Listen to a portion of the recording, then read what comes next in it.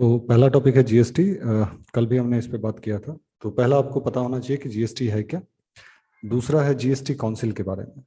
तो जीएसटी एक goods and service tax है, बाकी डेस्टिनेशन बेस्ड टैक्स है, इसमें मल्टीपल रिजीम है। स्टेट का टैक्स है, सेंटर का टैक्स है, आईजीएसटी है, ठीक है।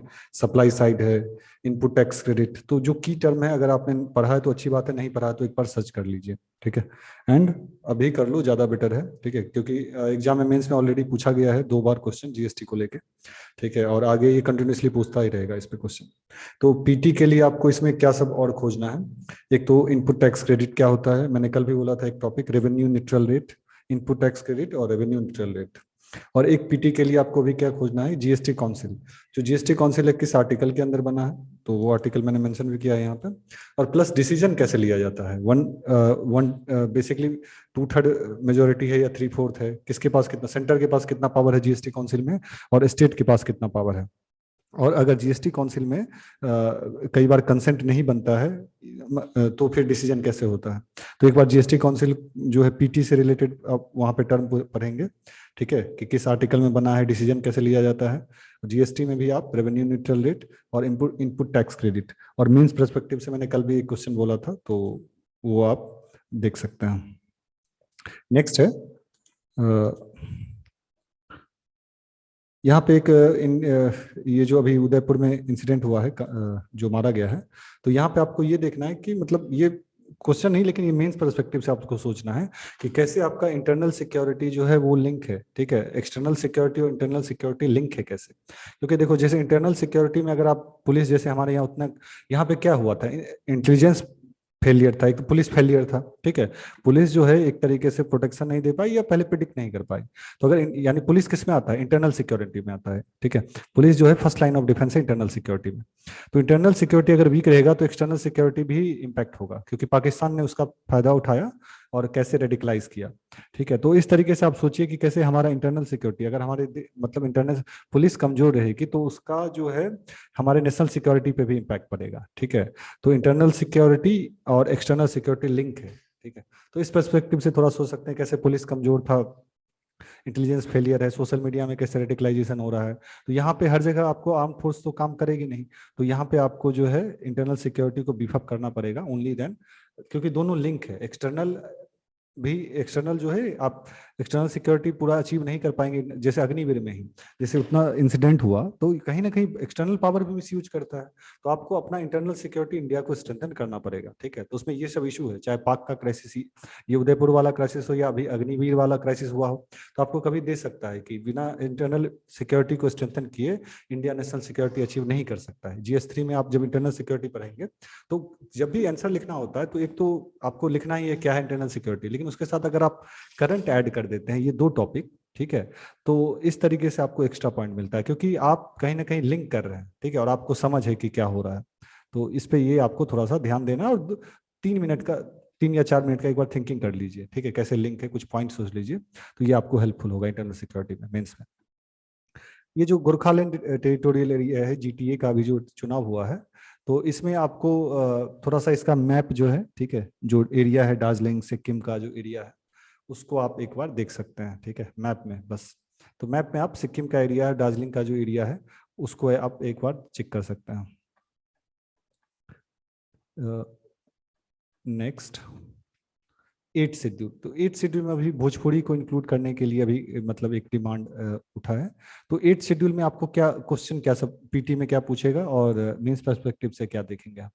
तो अपने को क्या ध्यान रखना है कि 8 शेड्यूल बेसिकली कॉन्स्टिट्यूशन में जो है, तो 8 शेड्यूल में कौन कौन सा लैंग्वेज है, पहला तो आपको चेक करना है, जैसे नेपाली है या नहीं। हाँ, जो मैंने गोरखालैंड बोला है अभी जीटीए, तो उसमें याद रखिएगा वो नेपाल, जो सिक्किम में और गोरखालैंड एरिया में नेपाली बोला जाता है, ठीक है। उसको ध्यान में रख के नेपाली भी 8 शेड्यूल में है क्या, इंग्लिश 8 शेड्यूल में है क्या, तो ये संस्कृत क्या 8 शेड्यूल में, अगर याद है तो अच्छी बात है, नहीं तो एक बार 8 शेड्यूल का लिस्ट देख लीजिए। दूसरा आपको चेक क्या करना है कि 8 शेड्यूल में इंक्लूड करने का क्राइटेरिया क्या है, किस क्राइटेरिया से हम 8 शेड्यूल में इंक्लूड करेंगे, ठीक है। तो ये आपको चेक करना है।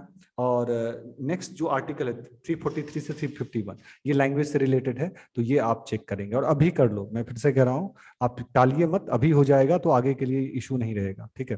तो बात के लिए नहीं करना है। तो इसमें कई सारा क्वेश्चन प्रीलिम्स में बन प्रीलिम्स और मेंस में बन सकता है। जैसे प्रीलिम्स में एक क्वेश्चन हो सकता है कि which state in India have the provision of optional use of Hindi in court proceeding, किस स्टेट में जो है हिंदी को यूज कोर्ट में मतलब किया जा रहा है हिंदी को। 8 शेड्यूल में बेसिकली है, एक तो मेंस में बाद में देखेंगे, ठीक है, 8 शेड्यूल का। तो दूसरा है 348 किससे रिलेटेड है, गवर्नर क्या ऑथराइज कर सकता है हिंदी को हाई कोर्ट में, ठीक है। नेक्स्ट है कि अगर हटाना है 8 शेड्यूल में या ऐड करना है तो कौन करेगा, ठीक है। और ऑफिशियल लैंग्वेज एट 1963 क्या है। तो ये कुछ प्रीलिम्स से रिलेटेड 6 क्वेश्चन है जो मैंने इंक्लूड किया है। तो एक बार आप 343 से 351 देखेंगे। थोड़ा सा अभी लगेगा बर्डन कि इतना कौन देखेगा, मतलब मैं ही क्यों नहीं एक्सप्लेन कर दूं। तो मैंने पहले भी बोला है कि अगर आप खुद से नहीं करोगे तो आपका जो है ग्रोथ नहीं होगा, ठीक है। तो आत्मनिर्भर बनिए। तो 8 शेड्यूल चेक करना है आपको, कौन कौन सा लैंग्वेज है, जो याद है तो ठीक है। और इसमें एक बार पूछा गया था 92nd अमेंडमेंट के बारे में, मतलब कौन सा कैसे, जैसे बाद में बोडो, डोगरी, मैथिली, संथाली ये सभी ऐड हुआ था, ठीक है। तो 8 शेड्यूल आपको एक बार चेक करना है। दूसरा क्राइटेरिया कि 8 शेड्यूल में ऐड करने के लिए कोई क्राइटेरिया है या कोई क्राइटेरिया नहीं है, ठीक है। दूसरा क्वेश्चन ये चेक करना है।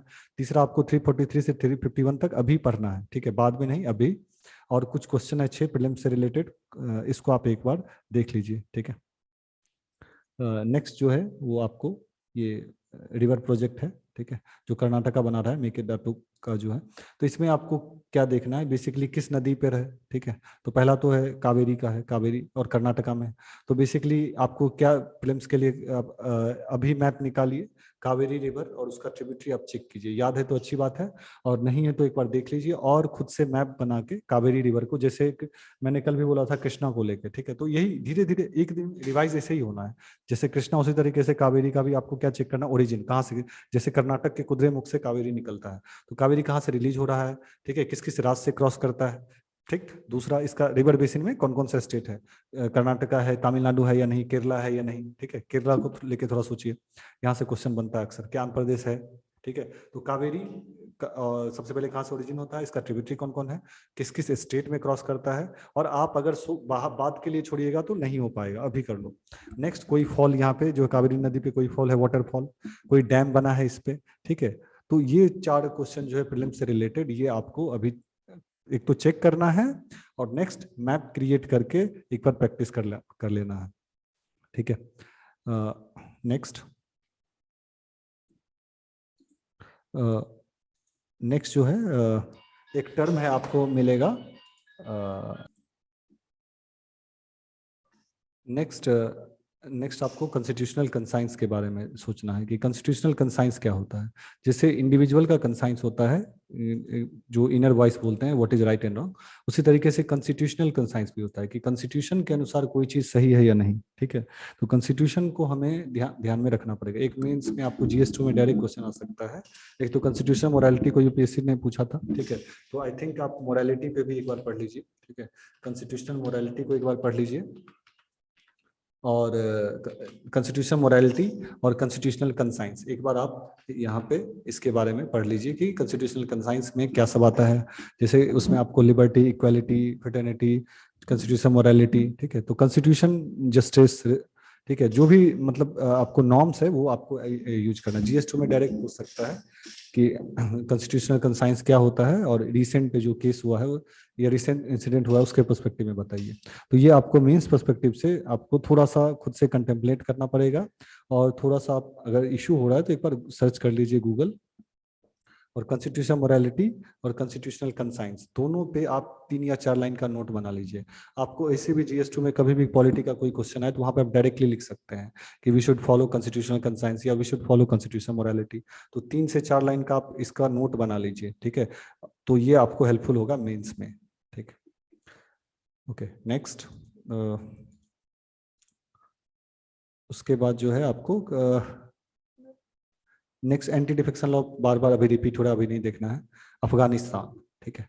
तो अफगानिस्तान में पहला आपको क्या ध्यान में रखना है, पहला अफगानिस्तान में सबसे पहले पहले कल भी हमने कल या परसों डिस्कस किया था अफगानिस्तान के बारे में।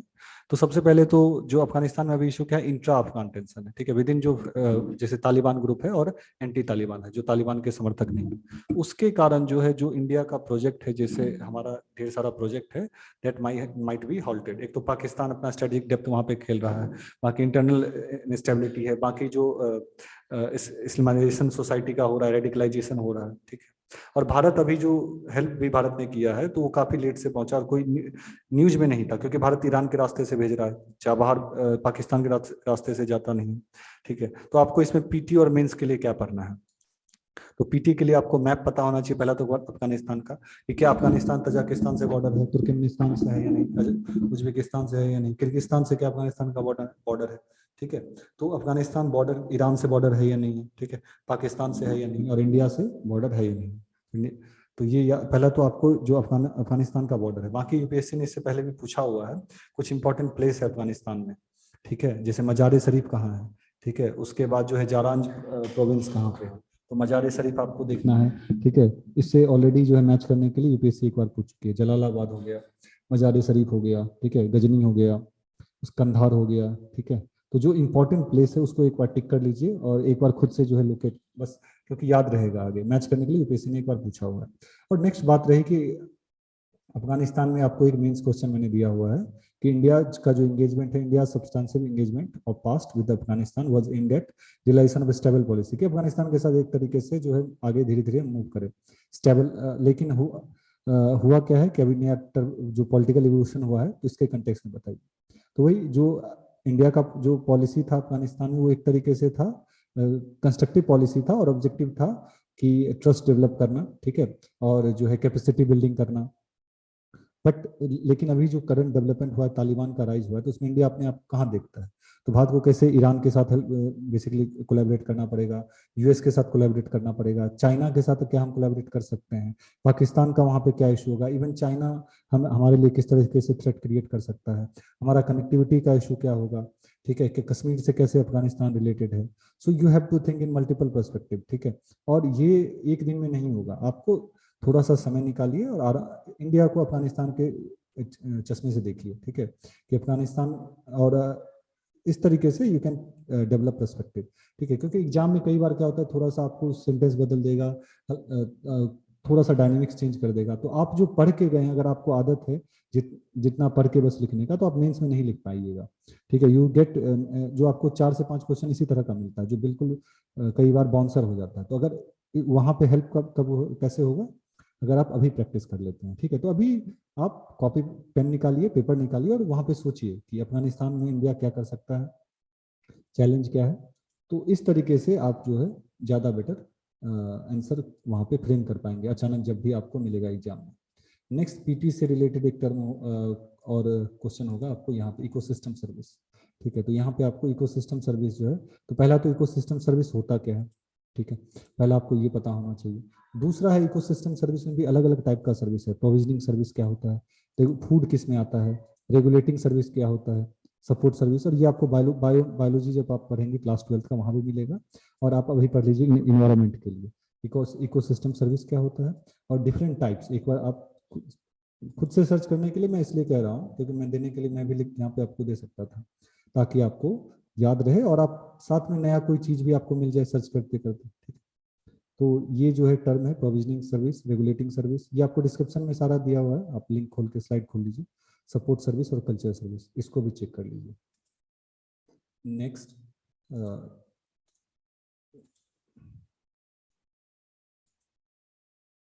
गिग इकोनॉमी, हम कल या परसों ही हमने बात किया था। कुछ डाटा है यहाँ पे, डाटा देख सकते हैं। नाटो, मैंने पहले भी बोला था कि नाटो को लेके क्या आपको करना है, कि नाटो का क्राइटेरिया कौन सा कंट्री जुड़ सकता है, नाटो कब बना था, उसके बाद जो है नाटो का प्रिंसिपल क्या है, ये आपको चेक करना है।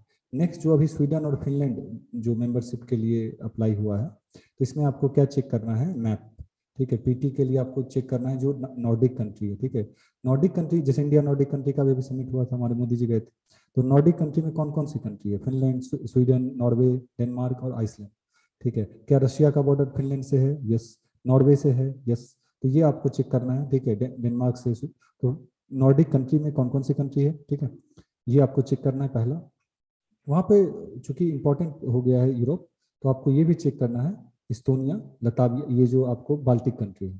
ठीक है, नॉर्डिक कंट्री और बाल्टिक, इस्तोनिया, लताविया, लिथुआनिया, बेलारूस, जैसे बेलारूस एक तरीके से लैंडलॉक है। ठीक है, मिन्स्क अग्रीमेंट भी अक्सर न्यूज में आता है। हाँ, एक आप ये भी पढ़ लीजिए एक्स्ट्रा, मिन्स्क अग्रीमेंट ये क्या है, ये अग्रीमेंट हुआ था ये क्या है, ठीक है, पीटी के लिए आपको काम देगा। और मैप देख लीजिए, आप नॉर्डिक का भी देख लीजिए, और जो कि बगल में ही आपको जो है बाल्टिक कंट्री भी मिलेगा।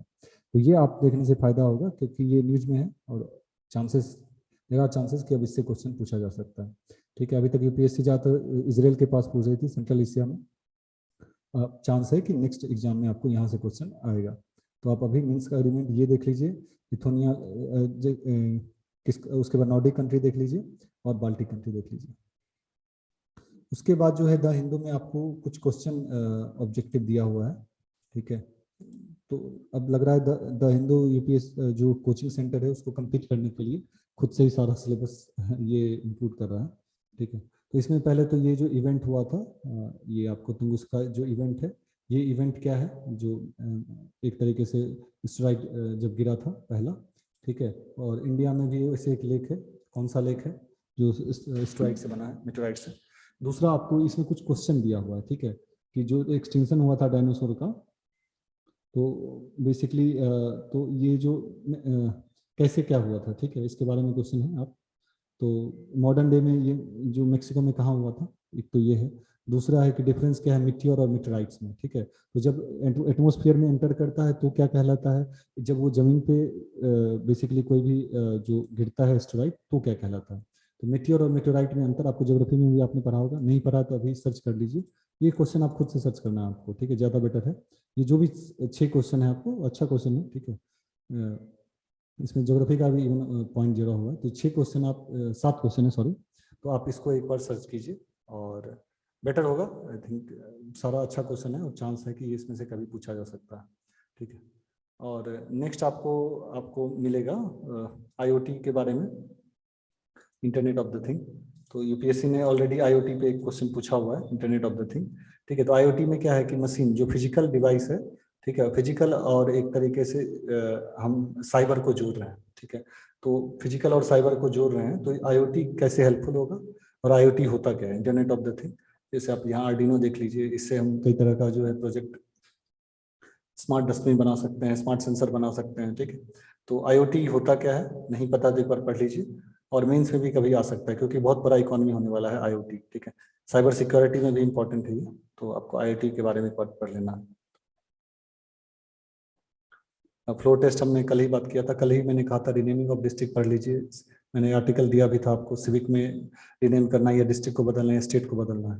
तो अभी मैं अगर आपसे पूछूं कि अगर स्टेट का नाम बदलना है तो क्या वो कॉन्स्टिट्यूशनल अमेंडमेंट होगा, मैंने कल आर्टिकल भेजा था आपको, तो अगर आपने पढ़ा होगा तो अच्छी बात है, नहीं तो आप नहीं जवाब दे सकते। यही होगा एग्जाम में भी, अचानक कोई क्वेश्चन आएगा और कोई कंटेंट अगर आपने इग्नोर कर दिया है, then you will feel repented. Okay, vice president का इलेक्शन होने वाला, तो इसमें सबसे पहले आपको क्या याद रखना है कि कॉन्स्टिट्यूशन ने हैज, पहला तो आपको याद रखना है कि इलेक्शन कैसे होता है। ठीक है, कैसे होता है, ठीक है, इलेक्शन वाइस प्रेसिडेंट का कैसे होता है, प्रोसेस क्या है, वाइस प्रेसिडेंट के पास पावर क्या है, और यहाँ आपको पीटी के लिए एक पॉइंट दिया हुआ है, क्या कि जो वाइस प्रेसिडेंट का इलेक्शन होगा तो याद रखिए उसमें विप नहीं इशू कर सकता है।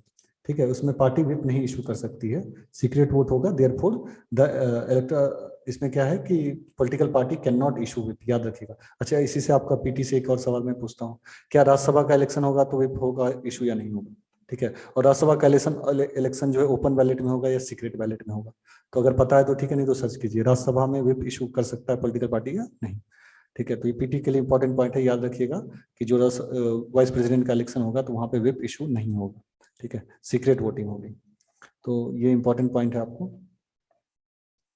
और बाकी कुछ डाटा है, तो नाटो का I have already said it. हाँ, एक आर्टिकल 76 जो कि अटॉर्नी जनरल के बारे में है, तो आप आर्टिकल 76 पढ़ लीजिए, अभी पढ़ लीजिए, ठीक है, बात कर लिए। और एक स्टेट का भी पढ़ लीजिए, स्टेट का जो अटॉर्नी जनरल होता है उसको कौन अपॉइंट करता है, और स्टेट का जो लॉ ऑफिसर होता है उसको रिमूव कौन करेगा। ठीक है, तो स्टेट का पढ़ लीजिए, सेंटर का पढ़ लीजिए, और अटॉर्नी जनरल के बारे में, क्या अटॉर्नी जनरल पार्टिसिपेट कर सकता है पार्लियामेंट में। ठीक है, कोई अगर किसी टॉपिक पे बोलना है तो, और क्या अटॉर्नी जनरल को प्रिविलेज है या नहीं है। ठीक है, तो अटॉर्नी जनरल से रिलेटेड कुछ पॉइंट को आप सर्च करेंगे, एक तो 76 पढ़ेंगे, और उसके बाद आप पढ़ेंगे स्टेट का जो अटॉर्नी, बेसिकली जो स्टेट का कंटेक्स्ट में कौन अपॉइंट करता है, जैसे सेंटर में कौन अपॉइंट करेगा अटॉर्नी जनरल, उसी तरीके से स्टेट में कौन अपॉइंट करेगा, सेंटर में कौन रिमूव करेगा, स्टेट में कौन रिमूव करेगा। ठीक है। इससे शायद यूपीएससी ने सवाल भी पूछा हुआ है, ठीक है, कि अटॉर्नी जनरल को मतलब एक टर्म दिया है संविधान, I think yes there are एक क्वेश्चन है शायद एक तो अटॉर्नी जनरल से रिलेटेड आप पढ़ लेंगे। और लास्ट जो है आप ये पढ़ेंगे इकोनॉमिक्स के लिए, what led to weakness of rupee, पैसा कैसे कमजोर होता है। तो आपको कुछ टर्म मिलेगा कि जैसे पैसा कमजोर होने का क्या क्राइटेरिया है। तो पैसा कमजोर अगर होगा तो उसका कारण, जैसे तेल का दाम बढ़ेगा तो पैसा कमजोर होगा या घटेगा, अगर डॉलर का वैल्यू बढ़ेगा तो पैसा कमजोर होगा कि घटेगा, ठीक है। तो सारा पॉइंट दिया हुआ है इसमें आपको कि फॉरेन जैसे फ्यूल प्राइस अगर बढ़ता है या डॉलर का रेट बढ़ता है, ठीक है, या जो फॉरेन जो इन्वेस्टर होते हैं वो बेसिकली यहाँ से जाते हैं, या फेड का रेट बनता है यूएसए में, जो है जैसे हमारे यहाँ आरबीआई है तो वहाँ पे फेड हाइक होता है, फेड रेट। तो क्रूड प्राइस बढ़े, पैसा कब कब कमजोर होगा, ठीक है। तो ये आपको चेक करना, ये क्राइटेरिया दिया हुआ है सारा, पैसा कमजोर कब होता है और पैसा मजबूत कब होगा। पॉलिटिकल स्टेबिलिटी से पैसा मजबूत होगा, ठीक है, फॉरेक्स रिजर्व अगर होगा तो पैसा मजबूत होगा। तो पैसा कमजोर कैसे होता है और पैसा मजबूत कैसे होता है, ये आपको इकोनॉमिक्स में अक्सर यूपीएससी पूछती है, 3-4 क्राइटेरिया आपको दे देगी, ठीक है। तो ये आप पढ़ लीजिए यहाँ से कि पैसा मजबूत कैसे हो रहा है और पैसा कमजोर कैसे हो रहा है। कमजोर होने के लिए भी क्राइटेरिया है, ठीक है, और मजबूत होने के लिए भी क्राइटेरिया है। तो ये आपको पढ़ना है, ठीक है। तो आज ज़्यादा नहीं था बट सारा इम्पोर्टेंट ही है, ठीक है। तो आप ये सारा पॉइंट जो है कवर करेंगे, ठीक है। चाहे जीएसटी क्या है, जीएसटी में अलग अलग टैक्स कौन सा है, ठीक है, आर्टिकल क्या था, जीएसटी काउंसिल में डिसीजन कैसे होता है, उसके बाद 8 शेड्यूल क्या है, 8 शेड्यूल में कौन कौन सा लैंग्वेज है, क्राइटेरिया क्या है 8 शेड्यूल का, उसके बाद 343 से 351 और 6 क्वेश्चन। और ये जो प्रोजेक्ट है कावेरी का, किस कावेरी कहाँ से ओरिजिन होता है, कौन किस स्टेट से गुजरता है, ट्रिब्यूटरी चेक कीजिए, उसके बाद कोई वाटरफॉल वो चेक कीजिए, डैम चेक कीजिए, यहीं पे देखिए पेपर का मेहनत सारा यहीं है, खुद से पूरा सामान, लेकिन आपको आगे बेटर होगा। कॉन्स्टिट्यूशनल कंसाइंस और कॉन्स्टिट्यूशनल मोरालिटी देख लीजिए क्या होता है, 3-4 लाइन आपको बस लिखना है। अफगानिस्तान के कंटेक्स्ट में इंडिया का किस तरीके से क्या होना चाहिए, इंडिया को जैसे कैसे कोलैबोरेट मल्टीपल जो है इंगेजमेंट करना पड़ेगा, ठीक है, मल्टीपल इवन अलाइनमेंट भी करना पड़ेगा, चाहे ईरान के साथ हो, रशिया के साथ हो, यूएसए के साथ हो, चाइना के साथ हो, ठीक है, सिक्योरिटी इम्प्लीकेशन जम्मू कश्मीर को लेकर, तो ये आपको सोचना है। बाकी मैप अफगानिस्तान, जब भी आपको आईआर में आंसर लिखेंगे तो आपको इंडिया और अफगानिस्तान का मैप बनाना है।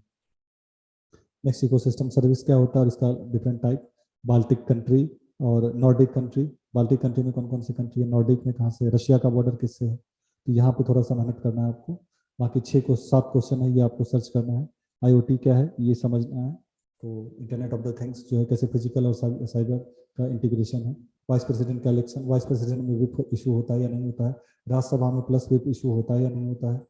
आर्टिकल 76 पढ़ना है अटॉर्नी जनरल के बारे में, उसका पावर क्या है, उसको हटाया कैसे जा सकता है, कहाँ पार्टिसिपेट कर सकता है, और पैसा अगर कमजोर होगा तो उसके लिए कौन कौन सा क्राइटेरिया है, और पैसा मजबूत होने के लिए क्या सब, ठीक है। तो ये पॉइंट था आपको।